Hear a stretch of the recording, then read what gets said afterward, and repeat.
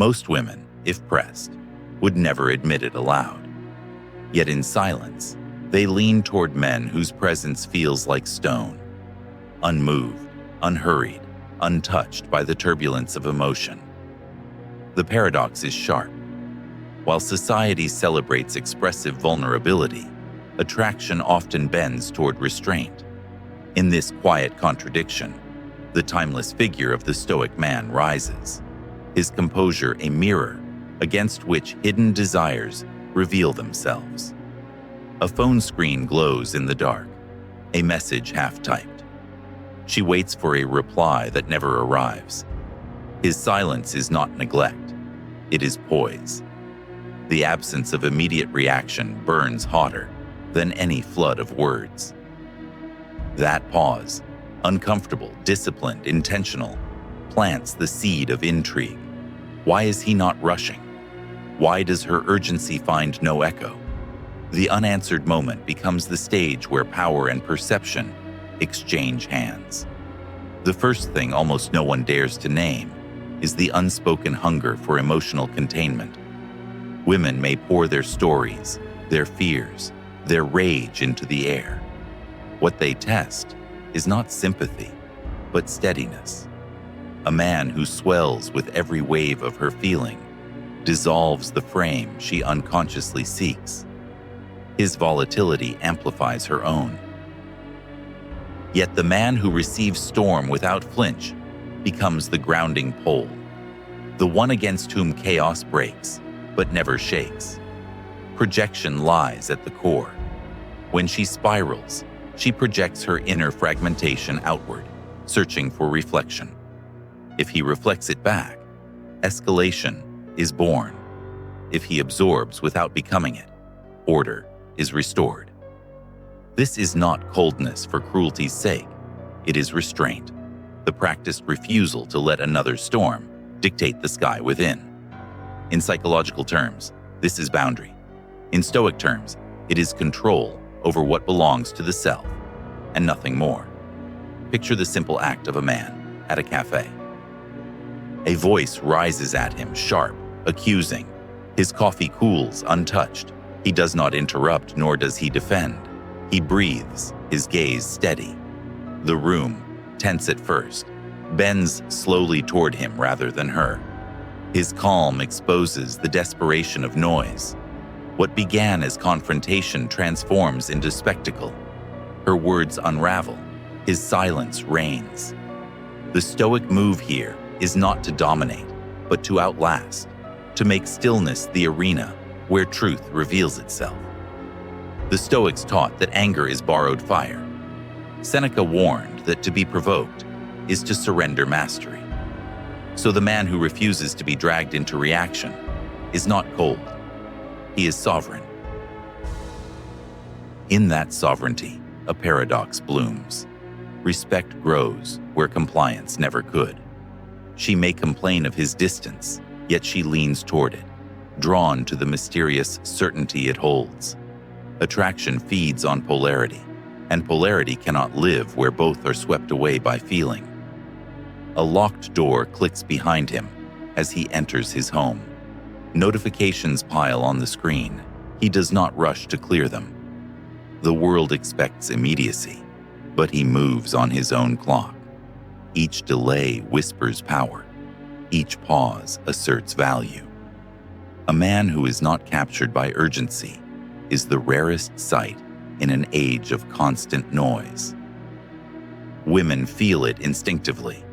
If he is not enslaved by emotion, he will not be enslaved by them. The allure is not cruelty, but untouchable order. The result is simple, though seldom named. A man disciplined in emotion becomes a mirror of stability, and stability is irresistible, not because it flatters, not because it entertains, but because it anchors. She may test, she may provoke, but underneath, she longs for the security of a man who does not fracture when she presses. The discipline of detachment is not indifference. It is devotion to clarity, and clarity is rare enough to be magnetic. A single punchline strikes like stone. The man who controls his fire controls the room. The tension deepens here.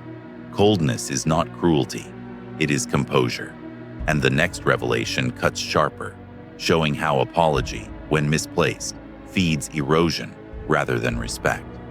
Do not rush. The following move separates passivity from discipline. Worse than that, a second pattern quietly erodes boundaries in ways men seldom notice. It is the reflex to apologize too quickly, to rush in with words that bleed sincerity but betray imbalance. She raises her voice. He folds. She frowns. He bends. The moment his tongue forms sorry without necessity, his strength begins to dissolve. What might have been firmness becomes submission, disguised as kindness. A thumb hesitates above the keyboard, a half-formed apology glowing in blue. He sends it anyway. Relief floods him for a second, yet her respect diminishes. Why? Because what she sought was not appeasement, but proof that he could stand. She does not name it, but the apology feels hollow when it is offered as escape from tension. She reads weakness where he thought he was offering care. Psychology calls this the trauma echo, the compulsion to soothe conflict at any cost. Men who grew in households of volatility learned to preserve peace by yielding. But peace bought too cheaply comes with invisible debt. Every unearned apology pays in dignity. Over time, the ledger shows imbalance. One who takes, one who gives, neither satisfied. The Stoic would pause here, teaching that only what is within the will deserves judgment. Epictetus reminds that external turbulence is not ours to own. When a woman tests, when she presses, when she accuses, her storm is hers. To apologize for what is not ours is to chain ourselves to her chaos. In that chain, the man forfeits sovereignty. Consider the scene. She lashes out over silence, over absence, over some imagined slight. He listens, steady. Instead of flurrying into guilt, he waits. When the storm subsides, his words emerge with clarity. I hear you. No defense, no over-explanation, no collapse. The apology withheld is not cruelty, it is precision. When he does apologize, it is for what is his to own, never for her projections. And because it is rare, it carries weight. This restraint is power in its purest form. A man who does not apologize reflexively forces meaning back into the word itself. He makes apology a jewel instead of loose sand. Women sense this difference. They test, not because they want compliance, but because they crave assurance that a man's spine is intact. They may claim they want sensitivity, but deeper still, they desire boundaries that do not crumble. A vignette unfolds. The dinner table quiets after sharp words. His fork rests, untouched. He does not break the silence with pleading phrases. He lets the air carry her tension until it dissipates on its own. Only then, when truth is clear, does he speak, calm, measured, unwavering. His apology comes later, perhaps smaller, but real.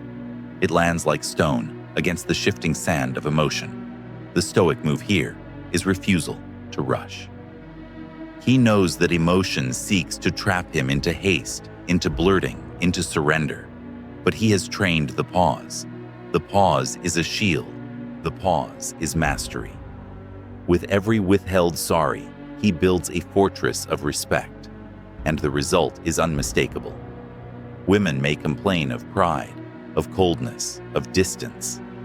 Yet beneath those complaints lies attraction. Because attraction does not grow in the soil of weakness. It thrives where order stands unbroken. His selective apology signals discipline, and discipline translates into trust. She learns that his remorse is not a reflex, but a choice, and that choice means stability. One line must strike here like iron. The apology without weight is nothing but surrender. The momentum thickens. If silence restores balance and apology holds its power, then the third principle rises from beneath. When words retreat, discipline must take their place. Hold your response. The next shift turns apology into leverage. When silence becomes discipline, a third principle surfaces with sharper edge. It is the refusal to explain endlessly, the decision to let actions stand without justification. Many men collapse into explanation, pouring rivers of words in the hope she will understand. But every extra syllable often deepens suspicion, not trust. Explanation can feel like scrambling, like desperation to be believed. And desperation corrodes respect faster than anger ever could. A late-night scene. A woman scrolls through messages, her eyes narrowed, questions sharp. "Where were you?" He answers with precision. "Out with friends." She presses further, searching for cracks. The weak man drowns her in detail: who he was with, what time he left, what he ate. He thinks detail calms her storm. Instead, detail magnifies it. Each crumb becomes another thread to pull. Each explanation signals fear of disapproval. What he meant as reassurance lands as weakness. The mechanism here is projection again, but more subtle. When she doubts, she projects her inner insecurity outward. If he mirrors it by explaining himself endlessly, he validates her doubt as truth. Her insecurity grows because he feeds it with compliance. The cycle tightens. Her suspicion rises. His words multiply. Her respect diminishes. Soon, both are trapped in a loop where reassurance never satisfies. Stoicism cuts the loop with simplicity. Marcus Aurelius reminded himself daily, what is unnecessary must be cut away. The Stoic man understands that explanation is often unnecessary. He answers with clarity, but not with justification. His words are few, his tone even, his presence unshaken. This is not arrogance, it is discipline. He refuses to betray his inner order by bowing to every demand for narrative. Picture it. She hurls questions in the car, her voice echoing against the glass. He drives, eyes steady on the road, replying only when needed. One sentence, not three. A nod, not a scramble. He lets silence carry what words cannot. Soon, her anger softens into curiosity. Why does he not rush? Why does he not bend? The power lies not in defiance, but in the restraint of speech. The Stoic move here is to resist the urge to over-explain. He knows explanation is often a plea for acceptance, a sign that he places her judgment above his own. But the disciplined man does not beg for belief. He lives so that his actions speak without defense. If she doubts, he does not chase her doubt into the abyss. He stands still, and the result is profound. Where words once blurred, now presence clarifies. His brevity signals security. His restraint awakens curiosity. She begins to trust, not because he convinces her, but because he refuses to be shaken. Trust, paradoxically, grows not from explanation, but from quiet certainty. Respect roots itself in the soil of minimalism. The fewer his words, the stronger their weight. A single line must strike like thunder. The man who justifies himself too much is already condemned. This principle sharpens the path further. Silence steadies storms. Measured apology restores balance. Refusal to over-explain reveals spine. But deeper still lies the fourth truth, cutting into the vanity of reaction and the hunger for validation. Do not rush. The following move separates noise from essence. Deeper still, a fourth truth cuts through vanity, like a blade through smoke. It is the discipline of not chasing validation. Most men crumble under the silent question in a woman's eyes. Do you find me worthy? Do I still matter to you? They scramble to prove devotion, to confirm affection, to reassure endlessly. But every time they seek to convince, they place their worth in her hands. And when worth is outsourced, power evaporates. A glowing screen again. She posts a picture, waits for his reaction. Minutes pass, then hours. He scrolls but does not comment, does not like. She wonders if he noticed, wonders if his silence means detachment. The man who leaps to respond with flattery trains her to expect constant validation. The man who withholds teaches her that his attention is rare, selective, deliberate. The first feeds addiction, the second feeds respect. Psychology names this hunger a projection of self-worth. Insecurity seeks mirrors to reflect approval. The more mirrors it finds, the less secure it feels. When a man becomes that mirror, he is consumed. But the Stoic man refuses to hand over his role as judge of value. Epictetus reminds, another's opinion belongs to them, not to us. The disciplined man lives by this. He can admire her beauty, honor her presence, even love her deeply. But he does not bend his spine for her approval. Imagine a dinner scene. She asks, "Do you still find me attractive?" His eyes meet hers, steady. He does not rush into a torrent of praise. He smiles faintly, lets the moment stretch, then answers with calm assurance, "You already know." No groveling, no pleading, no excess. His restraint electrifies more than flattery ever could. She may roll her eyes, but inside, she feels it. He is not desperate, and that makes him magnetic. The Stoic move here is internal anchoring. He validates himself through ordered conduct, not her shifting moods. He knows that chasing her approval would enslave him to her whims, and in that enslavement, respect would vanish. By standing firm in his own worth, he liberates her from the impossible role of being his source of meaning. He refuses to make her both lover and judge. The result is paradoxical, but unyielding. When he does not chase, she chases.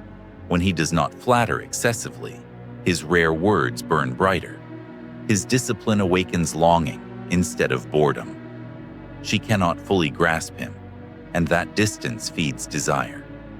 Respect blossoms because his worth is self-contained.